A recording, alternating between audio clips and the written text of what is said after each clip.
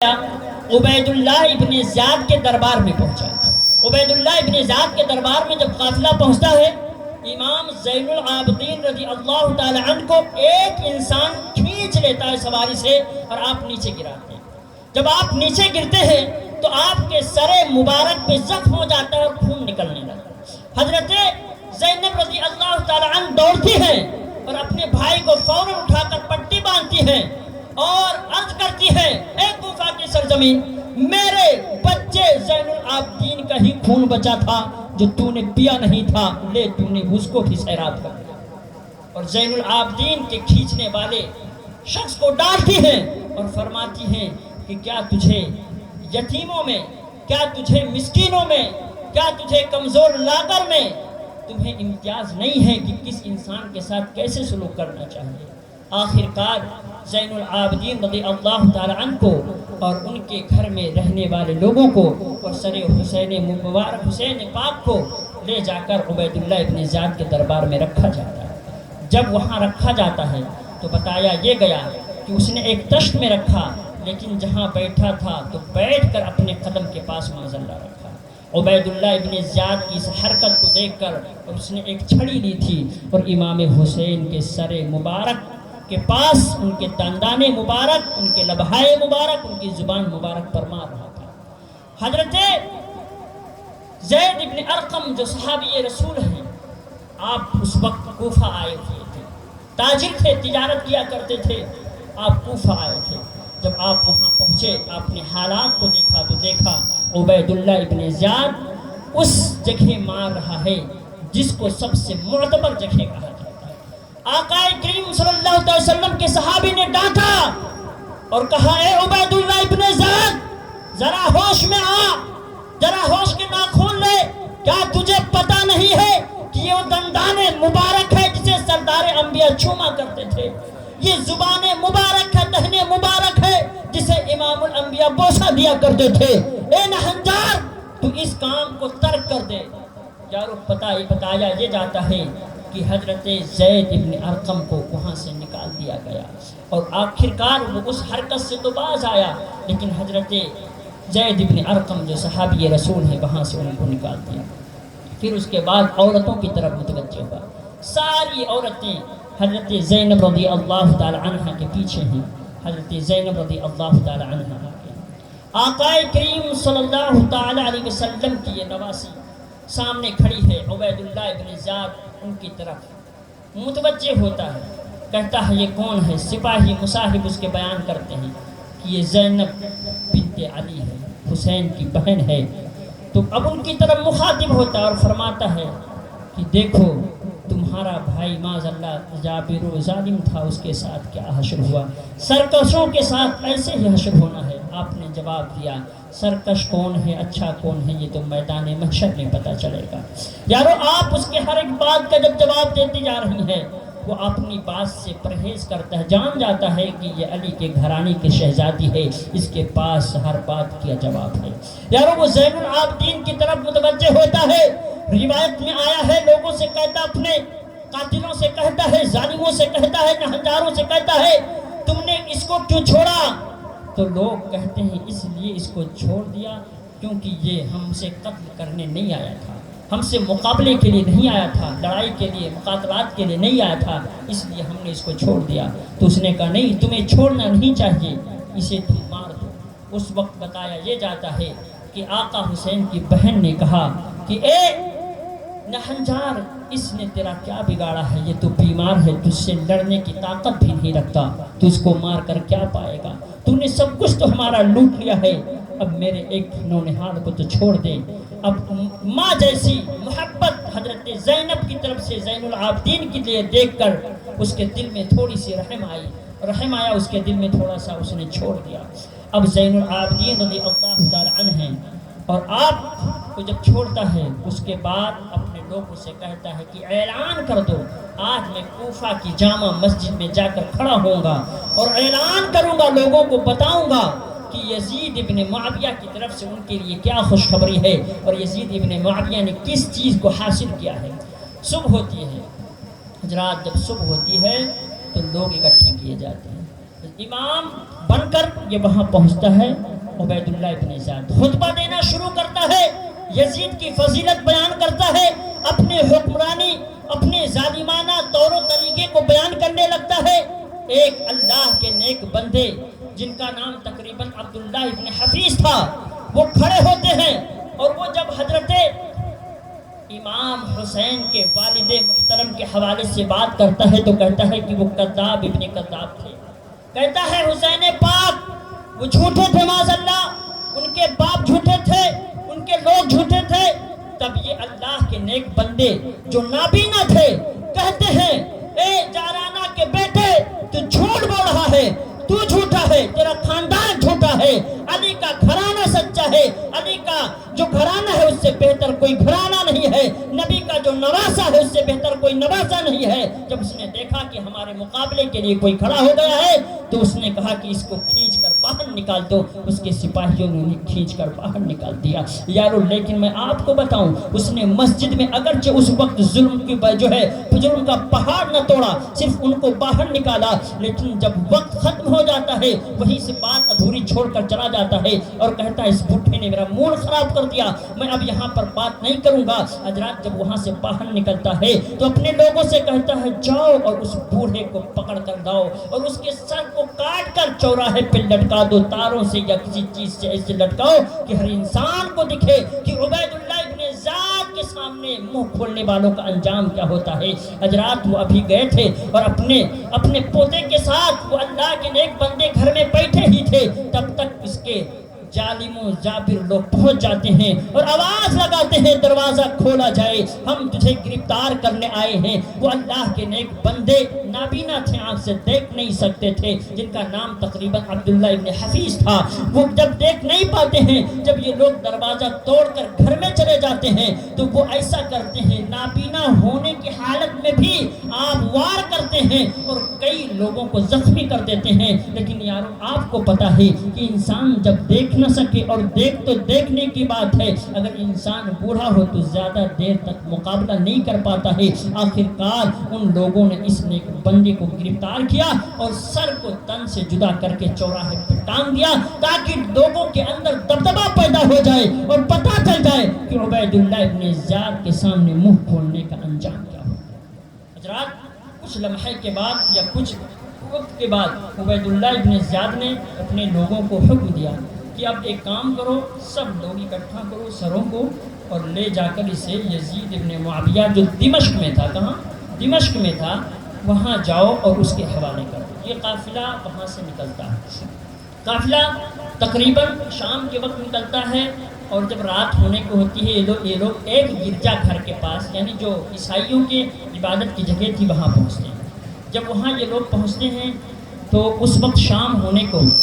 اور چونکہ جب چلتے چلتے تھک جاتا ہے یا کوئی راستہ اس کو لگے کہ بہت بڑا راستہ ہے تو انسان ایسی جگہ تلاش کرتا ہے جہاں پر پانی مل سکے، جہاں پر رہنے کی جگہ ہو۔ تو یہ لوگ دیکھتے ہیں کہ گرجا گھر ہے، جب گرجا گھر ہے تو پانی یہاں موجود ہوگا اور یہاں پر رہنے کی جگہ، ٹھہرنے کی جگہ ہوگی، وہاں جا کر ٹھہرنے کا ارادہ کرتے ہیں۔ وہ گرجا گھر سے جو وہاں کا راہب تھا، عالم تھا، دور سے دیکھ رہا ہوتا ہے کہ ایک قافلہ آ رہا ہے اور قافلے کے آنے کی نوعیت یہ ہے کہ اس کے لوگ اپنے نیزوں پہ لوگوں کے سروں کو رکھتے ہیں۔ وہ سوچ میں پڑ جاتا ہے، میں نے دنیا میں بہت سارے قافلوں کو دیکھا، اس دھرتی پہ رہتے ہوئے میں نے بہت سارے لوگوں کو آتے جاتے دیکھا ہے، لیکن اس طرح کا قافلہ ہم نے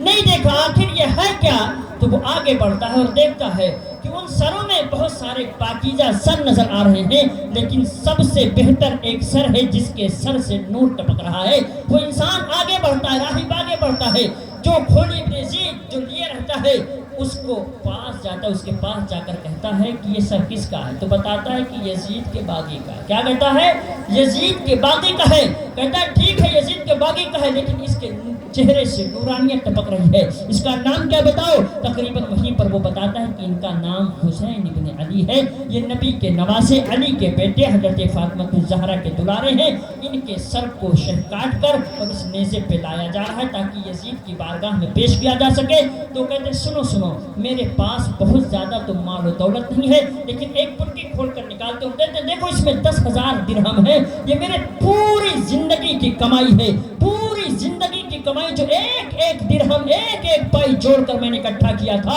اس سر مبارک کو مجھے ایک رات کے لیے دے دو، جب تک آپ یہاں ٹھہرو گے تب تک دے دو، صبح اس کو لے لینا، اور یہ تم اشرفی یا دینار لے لو، درہم لے لو۔ حضرات وہ لوگ لالچی تھے، مال و دولت کے خواہاں تھے، انہیں صرف پیسوں کی ضرورت تھی، وہ لوگ فوراً مان جاتے ہیں اور اس کو دے کر کہتے ہیں ٹھیک ہے کوئی بات نہیں، لے جاؤ، ہمیں اشرفی دے دو، اٹھا کے لگا لے۔ رات کی تاریکی ہوتی ہے، بندہ لے کر جاتا ہے سر مبارک کو رکھ کر، اور اس کے پاس جو چیزیں اچھی موجود تھیں، مشک و عنبر جو بھی چیزیں تھیں، وہ سر مبارک کو غسل دیتا ہے اچھے سے، اس کے بعد مشک و عنبر لگاتا ہے، اس کو رکھتا ہے تاکہ زیارت کرے، رات بھر بیٹھا رہتا ہے۔ روایتیں مختلف ہیں لیکن سب سے بہتر روایت یہ ہے کہ رات میں جب وہ بیٹھتا ہے تو کیا دیکھتا ہے، واقعی اللہ رب العزت کی طرف سے کرنا نہیں ہوتا ہے کہ آسمان سے اس سر مبارک کی طرف نور کی بوچھار ہو رہی ہے، رات کی تاریکیوں میں جب نور کا آنا دیکھتا ہے تو اس کے دل کا نور ہونا، منور ہونا واقعی یہ واقعیتاً ہو جاتا ہے، اور وہ انسان کلمہ پڑھ کر وہی مسلمان ہو جاتا ہے۔ اور جب صبح ہوتی ہے تو وہ آتے ہوئے کہتا ہے کہ اگر میرے پاس مال و دولت اور ہوتے تو اس سر مبارک کو جانے مت نہ دیتا، لیکن اے لوگوں اگر جا رہے ہو موقع ملا تو ضرور زیارت کے لیے آؤں گا۔ وہاں سے جب صبح ہوتی ہے پھر قافلہ آگے بڑھتا ہے، قافلہ جب آگے بڑھتا ہے تھوڑی دور پر جا کے رکتے ہیں یہ لوگ، یعنی جب رکتے ہیں تاکہ کچھ کھانا وغیرہ کھا لیں، تو وہ لوگ تھیلے کو نکالتے ہیں تو کیا دیکھتے ہیں کہ ساری جو درہم و دنانیر تھے، جو چیزیں تھیں وہ سب مٹی بن چکی ہیں۔ اب لوگ غور و فکر میں پڑ جاتے ہیں کہ دیا اس نے مال تھا اور یہ سب بے مال ہو گیا، تو کہیں نہ کہیں پتہ یہ چلتا ہے کہ جو لوگ ذہب کو، فضہ کو یعنی سونے اور چاندی کو غیر شرعی طور پر جمع کرتے ہیں، ان کا میدان محشر میں ہی حشر ہوگا، اور دنیا میں یہ حشر ہوگا کہ وہ کہیں نہ کہیں بیماری کے ذریعے سے، آفات و بلیات کے ذریعے سے، کسی انسان کی پریشانی کے ذریعے سے ختم ہو جائیں گی، اور جب میدان محشر آئے گا تو وہی توق بنا کر، سانپ بنا کر ان کے گلے میں ڈالا جائے گا۔ حضرات قافلہ آگے بڑھتا ہے، دمشق پہنچنے والا ہے، تب تک یزید کی طرف سے حکم آتا ہے کہ قافلے کو ابھی اندر نہ لایا جائے، ابھی اس کو باہر ہی رکھا جائے۔ لوگ سوچ میں پڑ جاتے ہیں کہ یزید ابن معاویہ امام حسین کو شہید کرنا چاہتا تھا، کیوں دیری کرنا چاہتا؟ تو پتہ یہ چلتا ہے کہ اس نے ایسا اس لیے کیا ہے تاکہ دمشق شہر کو سجایا جائے، اس کو جلایا جائے، جگمگایا جائے، اور لوگوں کو دکھایا جائے کہ یزید ابن معاویہ کے خلاف اٹھنے والے لوگوں کے سر کو جب تن سے جدا کر کے لایا جاتا ہے تو اسی طرح خوشی اور خرم ہو کر لوگوں کو ننگا ناچ نچایا جاتا ہے۔ حضرات 2 سے 3 دن لگ بھگ شہر کو بالکل سجایا گیا، بسایا گیا، اور جہاں تک کہ آیا کہ گانا گانے والی عورتوں کو سڑکوں پہ کھڑا کیا گیا، ماتم کرنے والے نہیں ہیں وہاں، اب وہاں ڈھول بجا کر گانے والے لوگ ہیں، ڈھول بجا کر گنگنانے والی عورتیں ہیں۔ جب ساری تیاریاں ہو گئی تب کہا گیا کہ اب ان کو لایا جائے، اب خیمہ امام حسین میں رہنے والی مستورات عورتیں نکلی ہیں یارو، اب امام زین العابدین پیچھے ہیں، حضرت زینب کو آگے کر دیا تھا ان لوگوں نے، لیکن وہیں پر ایک صحابی رسول جن کا تقریباً نام سہل بن سعد تھا، وہ کیا دیکھتے ہیں، معاملہ یہ ہے کہ ان لوگوں نے عورتوں کو آگے کر دیا ہے، لوگوں کی نگاہیں ان کی طرف جا رہی ہیں، زینب رضی اللہ تعالی عنہ کے پاس آتے ہیں، آپ فرماتے ہیں کہ کون ہو، چونکہ وہ ظاہری طور پر اس وقت ان کو پہچانتے نہ تھے، اس لیے کہ بہت کم ہی لوگ ہیں جنہوں نے ان لوگوں کو اپنے آپ میں یوں کہہ لے کہ ان کو دیکھا تھا۔ حضرات حضرت زینب رضی اللہ تعالی عنہ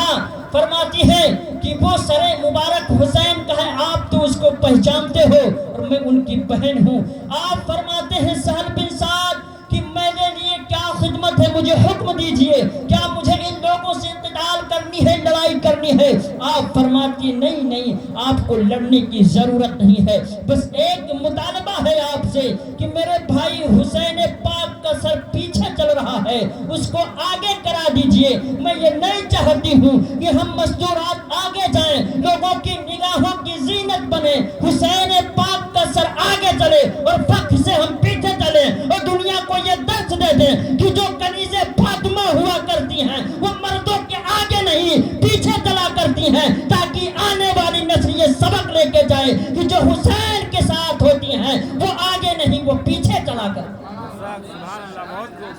حضرت سہل بن سعد رضی اللہ تعالی عنہ فرماتے ٹھیک ہے،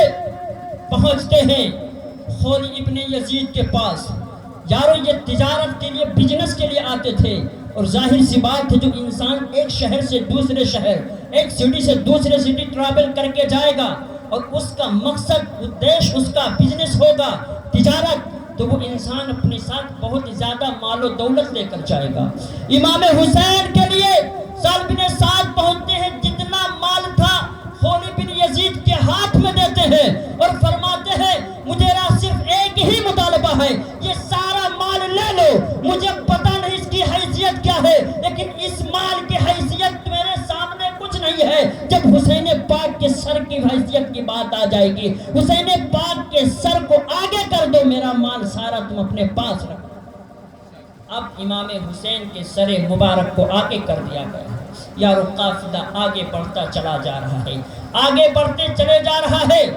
اب وہاں ہوتا یہ ہے، روایت میں آیا ہے، کچھ روایت مختلف ہوئی ہیں، کسی نے موضوع کہا، کسی نے صحیح کہا، لیکن بتایا یہ جاتا ہے کہ کنیز فاطمہ الزہرا رضی اللہ تعالی عنہا چلی جا رہی ہیں، عورتیں اوپر سے دیکھ رہی ہیں کہ قافلہ آ رہا ہے لٹا ہوا، کچھ عورتیں تو گانے گا رہی خوش ہو کر، کچھ تو افسوس کر رہی ہیں، لیکن زیادہ تر عورتیں خوشی اور خرم ہو کر اپنے آپ میں گنگنا رہی تھی کہ دیکھو یزید کے باغیوں کا سر آ رہا ہے، ان کا لٹا ہوا قافلہ آ رہا ہے۔ جب ایک گلی سے گزر ہوتی ہے، یارو ایک عورت ہے وہ کنکریاں مارنا شروع کر دیتی ہے اور کسی پر پڑتا ہے، بالخصوص حضرت سکینہ پر پڑتا ہے، تو وہ چیخ اٹھتی ہے، پکار اٹھتی ہے، پھوپھی جان ہم پر وار کیا جا رہا ہے۔ آپ اپنے سر مبارک کو اوپر اٹھاتی ہیں اور ارشاد فرماتی ہے اے عورتوں یہ ظالمانہ سفاکانہ حرکت کیوں؟ تو ایک بوڑھی عورت اٹھتی ہے اور کہتی ہے اس لیے کہ تیرے باپ نے نہروان میں میرے بیٹے کو، میرے شوہر کو مار دیا تھا، اس لیے آج ہم تجھ پر وار کر رہے ہیں، تیری وجہ سے، تیرے باپ کی وجہ سے میرا گھر بار اجڑا تھا، اس لیے تجھ پر ہم وار کر رہے تھے۔ تب فاطمہ کی بیٹی نے جواب دیا تھا اے بوڑھی سن لے، میں مانتی ہوں کہ تیرے باپ کے درمیان، میرے باپ کے درمیان جنگ ہوئی تھی، لیکن جو نہروان میں علی سے لڑنے آئے تھے وہ حق پر نہ تھے، اور جو حق پر نہیں ہوتے علی ان کو واقعی واصل جہنم کر دیا کرتے ہیں۔ اور میں جانتی ہوں اور یہ کہتی ہوں رب قدیر سے، مولا اگر میں حق پر ہوں تو اس عورت کو نیست و نابود کر دے، اور میرا باپ حق پر تھا مجھے یقین ہے۔ اتنا کہنا تھا، آگے بڑھتی ہیں، پورا چھت گر جاتا ہے یارو، وہ بوڑھی عورت وہیں پر مر جاتی ہے۔ اور اللہ کے ولیہ کا یہ کرامت ہے کہ جب اللہ کی ولیہ باپردہ ہوا کرتی ہے تو اللہ اس کی دعائیں قبول کیا کرتی ہے۔ واقعی جو اللہ کی ولیہ ہوتی ہے وہ باپردہ ہوا کرتی ہے، کنیز فاطمہ کی علامت ہے کہ باپردہ رہا کرتی ہے۔ پھر قافلہ آگے بڑھتا ہے، ایک جگہ سے گزرتا ہے جہاں پر مثلا چوپال وغیرہ ہو، جسے کچھ لوگ اکٹھا ہو کر کھائیں۔ اس جگہ پر ایک قانون تھا کہ جب کوئی قافلہ آتا اور خاص طور سے اس میں قیدی اس میں ہوتے، تو وہاں پر خادمائیں آتی، خادم آتے، خدام آتے اور کھانے کو لے کر آتے اور قیدی لوگوں کو کھلایا کرتے۔ اب یہ قافلہ جو امام حسین رضی اللہ تعالیٰ عنہ کے گھرانے کا ہے، جب اس جگہ کو وہاں پہنچتا ہے دمشق میں ٹھہرتا ہے، اور واقعی جو لوگ بھی چاہتے ہیں جو سپاہی تھے کہ وہاں پہنچ کر کچھ حاصل کیا جائے، تو امام حسین رضی اللہ تعالیٰ عنہ کی بہن وغیرہ بھی پہنچتی ہیں اور نیچے اتاری جاتی ہیں، بیٹھتے ہیں تاکہ کچھ کھایا جائے۔ اب کھانا خدام کی طرف سے مردوں کے لیے اور خادمات کی طرف سے عورتوں کے لیے پیش کیا جائے۔ حضرت زینب رضی اللہ تعالیٰ عنہ نے کھانا جب اپنے پاس پایا تو ارشاد فرمایا کہ یہ کس کی طرف سے کھانا ہے؟ ہم لوگ اتنی دور سے چلے آ رہے ہیں، کسی نے ہم سے کھانے کے بارے میں نہ پوچھا، کسی نے یہ نہیں کہا کہ پانی پی لو پیاسے ہوں گے، کسی نے نہیں کہا کہ چند کھجور کھا لو تمہارے پاس کھانے کی کوئی چیز نہیں ہے، یہ کون سی جگہ ہے، یہ کون سا شخص ہے تو اس طرح کے کھانے ہمارے لیے پیش کر رہا ہے؟ تو خادمات کہتی ہیں، جو خاتمہ ہوتی ہیں کہتی ہیں کہ اے سیدہ ہمیں پتہ نہیں، لیکن ہم یہ نہیں جانتے کہ آپ کون ہیں اور آپ یہ کیوں پوچھ رہی ہوں، کیونکہ جتنے بھی قیدی آج تک آئے ہیں، جو قیدی آیا ہے کھانا پایا، خوش ہو کر کھایا ہے اور چلا گیا ہے۔ کیونکہ انسان جب مجبور ہو یارو کھانا پا جائے گا، روٹی پا جائے گا، پانی پا جائے گا، تو زیادہ تر لوگوں کی عادت یہی ہوا کرتی ہے، وہ پوچھتے نہیں ہے کھانا کیسا ہے، آیا کہاں سے، لایا کون ہے، بھجوایا کون ہے۔ کیونکہ ہم انسانوں کے اندر حرام کھانے کی عادت پڑ جاتی ہے، تو ہم لوگ پوچھتے نہیں آیا کہاں سے، لایا کس نے ہے، بھجوایا کس نے ہے۔ لیکن یارو وہ خادمہ تھی، کس کی؟ حضرت فاطمہ الزہرا کی بیٹی تھی، ان کو یہ فکر ہے آخر یہ کھانا جو کھلایا جا رہا آیا کہاں سے ہے۔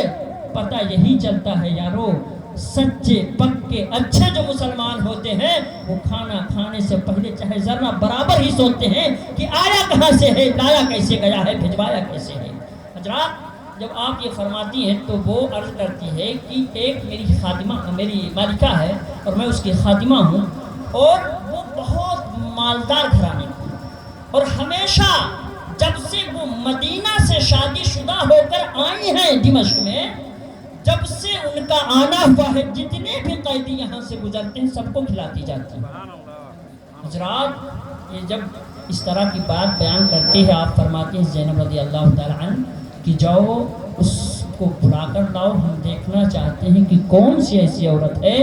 جو اپنے آپ میں مثال پر کر رہی ہے۔ اب خادمات جاتی ہیں اور دیکھتی ہیں کہ اب کی مالکہ آرام فرما ہے، عرض کرتی ہے کہ مالکہ ایک قیدیہ آئی ہے، ایک قید کردہ آئی ہے، اور اس کے سامنے جب ہم لوگوں نے کھانا پیش کیا تو اس نے پوچھا کہ یہ کون سے لوگ ہیں، کون پیش کر رہے ہیں، تو آپ ذرا ملاقات کر لیجیے، وہ آپ سے ملاقات کرنے کے لیے فرمائے۔ وہ خادمہ بھی سوچ میں پڑ جاتی ہے کہ کوئی تو ایسا شخص ہوگا عظیم المرتبت، کوئی تو ہوگا جو عزت نفس کا بہت اعلیٰ ہو، کوئی تو ہوگا جو اعلیٰ اور بالا نرالا ہو، ورنہ قیدیوں کی حالت یہی ہوتی ہے کھاتے ہوئے چلے جاتے ہیں۔ ہم بھی تو ذرا دیکھیں کہ اتنے سالوں میں آنے والا اگر کوئی آ رہا ہے اور کھانے کھلانے والے کے بارے میں پوچھ رہا ہے تو وہ ہے کون؟ وہ خادمہ نکلتی ہے اپنی ملکہ کے ساتھ، اور واقعی وہ ایک رئیس تاجر کی عورت تھی، بالکل آرام کے ساتھ شان و شوکت کے ساتھ نکلتی ہے اپنے خادمات کے ساتھ، وہاں پہنچتی ہے۔ جب پہنچتی ہے تو حضرت زینب رضی اللہ تعالی عنہ سے گفتگو شروع ہوتی ہے۔ حضرت زینب رضی اللہ تعالی عنہ فرماتی ہیں کہ آپ کی یہ خصلت کہاں سے پیدا ہوئی اور آپ نے یہ کیوں شروع کیا، آپ صرف قیدیوں ہی کو کیوں کھانا کھلاتے ہیں؟ تب اس عورت نے جواب دیا، بات دراصل یہ ہے کہ میں مدینہ میں ایک گھر میں خادمہ رہا کرتی، مدینہ کے ایک گھر میں خادمہ رہا کرتی تھی، اور میں جس گھر کی خادمہ تھی اس گھر کی خادمہ جہاں تھی ان لوگوں کا اخلاق بہت اعلیٰ اور نرالا تھا، غیروں کو کھلاتے تھے، خود نہیں کھاتے۔ ہم نے وہاں سے سیکھا تھا کہ غیروں کو کھلایا جائے گا اگرچہ خود بھوکا رہا جائے۔ ایک دن میں اپنی مالکہ کے پاس سے بازار میں نکلی تھی، مجھے یہاں سے جانے والے تاجر نے دیکھ لیا تھا، اور پھر مجھ سے نکاح کرنے کے لیے پیغام حضرت علی کے ذریعے سے فاطمہ الزہرا تک پہنچایا تھا، اور میں حضرت فاطمہ الزہرا کی خادمہ ہوں۔ جب علی کے ذریعے سے نکاح کا پیغام آیا اس تاجر کا تو حضرت فاطمہ الزہرا نے مجھے آزاد کیا اور میرا نکاح اس تاجر سے کر دیا۔ کہتے ہیں کہ جب میں نے اپنی ملکہ سے سیدہ فاطمہ زہرا سے عرض کیا کہ آپ نے مجھ پر احسان کیا، بہت بڑا انعام کیا، اے میری سیدہ آپ نے مجھ کو آزاد بھی کیا، نکاح بھی کر دیا، رئیس آدمی کے ساتھ چھوڑ دیا، اب میرے لیے کوئی حکم ہو، کوئی فرمان ہو تو بتائیے، میں ہمیشہ اس پہ عمل کروں گی۔ کہتی ہے تب میری مالکہ نے، سیدہ نے مجھے حکم دیا تھا کہ سن، جہاں تو رہے جب قیدیوں کا آنا ہو تو تو کھانا کھلاتے رہنا، یہی میرے لیے سب سے بڑی نعمت ہوگی تیری طرف سے۔ حضرات وہ کہتی ہے کہ میں اس لیے کھانا کھلاتی ہوں چونکہ میری مالکہ نے کہا تھا، سیدہ فاطمہ الزہرا نے کہا تھا، رسول عالم صلی اللہ علیہ وسلم کی بیٹی کا فرمان ہے، اس پر عمل کرتے ہوئے، اور جب رب نے مجھے نعمتوں سے نوازا، اچھا شوہر دیا اور مالک دیا، بنایا تاجر اچھا بنایا، مال و دولت سے ہمیں جب سیراب کیا تو میرا فریضہ بنتا ہے کہ اس کام کو انجام دیتے چلی آؤں، اور کافی سالوں سے جو قیدی آتے ہیں میں ان کو کھلاتے چلی جاتی ہوں۔ جب اس طرح کی بات حضرت زینب رضی اللہ تعالی عنہ سنتی ہیں تو آپ کہیں نہ کہیں تھوڑا سا آپ کا قلب مزمحل ہوتا ہے. فرماتی ہیں کہ اے سیدہ ذرا یہ تو بتاؤ تم جن کے یہاں کام کرتی تھی کسی چھوٹی بچی کا یاد ہے تمہیں رونا, کسی بچی کا نہلانا یاد ہے, کسی 2 لڑکوں کے بالوں میں کنگھی کرنا تمہیں یاد ہے, کسی کا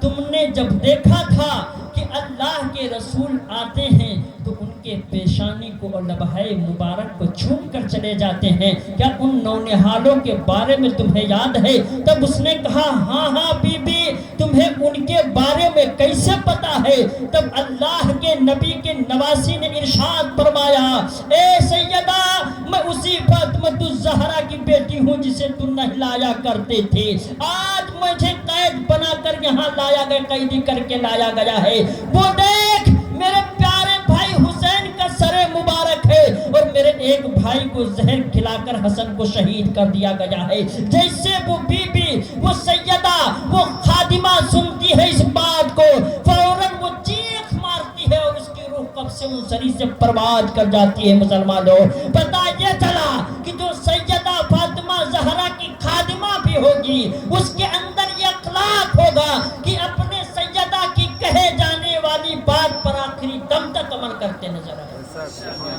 پتہ یہی چلا مسلمانوں کہ ہمارے یہاں اپنی بچیوں کو اپنی ماؤں کو بہنوں کو یہ سمجھانا ہے کہ ٹک ٹاکر سے پڑوسی ملک کے سیریل سے تم کو لائف اسٹائل نہیں چینج کرنا ہے بلکہ آپ کو آئیڈیل بنانا ہے. حضرت فاطمۃ الزہرا کو آئیڈیل بنانا ہے, زینب کو, سغرا اور سکینہ کو, شہر بانو کو بنانا ہے, ان جیسی سیریل میں رہنے والی فحاشی کرنے والی ایکٹریس کو نہیں بنانا. بالآخر اس قافلے کو آگے بڑھاتا چلا انسان اور چلتا رہا. اخیر میں وہ وقت قریب آیا کہ وہ وہاں پہنچے جہاں ان کو لے جایا جا رہا تھا. اب یزید کے دربار میں جب پہنچتے ہیں, روایت میں آیا ہے کئی کتابوں میں کہ جب یزید کے پاس گئے سر کو لے کر تو وہ تخت پر بیٹھ کر شراب پی رہا تھا, تخت پر بیٹھ کر شراب پی رہا تھا. یارو پتہ یہی چلتا ہے مسلمانوں کہ جو انسان ہمیشہ شراب پینے میں مح اور مستغرق ہو اس کے ایمان میں بہت زیادہ کمی ہوگی, وہ صحیح معنوں میں مسلمان نہ ہوگا. بعض حضرات نے تو یزید کے کفر کے بھی اقوال کیے ہیں کہ اس نے اللہ کے رسول صلی اللہ علیہ وسلم کے قوانین پر بہت زیادہ انگشت نمائی کی تھی, اور یہاں تک کہ جب امام حسین کا سر پہنچا تو اس نے فخریہ انداز میں کہا تھا او بنی امیہ کے لوگ جو بدر کے میدان میں قتل کیے گئے تھے, دیکھو آج میں نے تمہارا بدلہ حسین یعنی نبی کے نواسے کو قتل کر کے لے لیا. یعنی کفار جو لوگ قتل کیے گئے تھے بدر کے میدان میں وہ بنی امیہ کے خاندان سے تھے, اور بنی امیہ کے خاندان سے یزید ابن معاویہ تھا. گویا اس نے قول کیا کہ دیکھو بنی امیہ کے مردہ لوگوں, دیکھو آج تمہیں وہاں بدر میں قتل کیا گیا تھا, آج حسین کو قتل کر کے ہم نے یہاں بدلا لیا. اور کسی نے بیان کیا تو اس نے یہاں تک بھی کہا کہ پہلی امتوں میں معاذ اللہ شراب حرام نہ تھی, نبی نے اس کو حرام کر دیا. معاذ اللہ مطلب یہ کہ وہ انسان نبی کے قوانین پر اللہ کے قانون پر انگلی اٹھا رہا ہے. اب جو اس طرح کے اقوال کرے وہ صحیح معنوں میں مسلمان ہو نہیں سکتا. مسلمانوں قافلہ بڑھا اور وہاں پہنچا. انشاءاللہ اگر کل وقت ملے گا تو آگے بات ہوگی. اللہ رب العزت کی بارگاہ میں رضا ہے مولا بولنے میں لفظاً مانن عمدن خطاً کوئی غلطی اسے معاف فرمائے. استغفر اللہ ربی من کل ذنب واتوب الیہ. لا الہ الا اللہ محمد رسول اللہ صلی اللہ تعالی علیہ وسلم. وما علینا الا البلاغ. السلام علیکم ورحمۃ اللہ تعالی وبرکاتہ.